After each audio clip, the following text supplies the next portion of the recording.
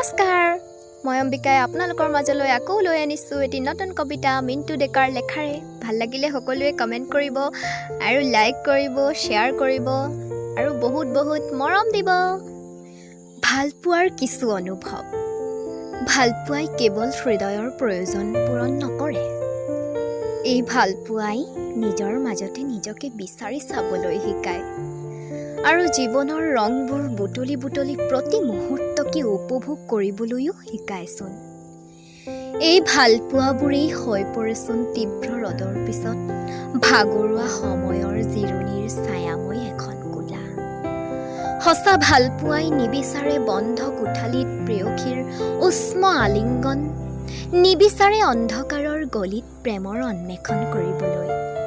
ভালপোৱা হ'ল এক জীৱন জীয়াৰ মন্ত্ৰ।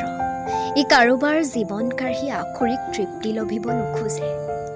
এই ভালপোৱাবোৰ শৈৰৱ প্ৰেৰণাৰ স্ৰোত, সফলতাৰ জখলাত আগুৱাই যাবলৈ এখনি বিশ্বাসৰ হাত আগবঢ়াই সদায় তেওঁৰ বাবে হৃদয়েৰে প্ৰাৰ্থনা, এবুকু কণ্টকময় পথৰ সহচৰ হোৱা।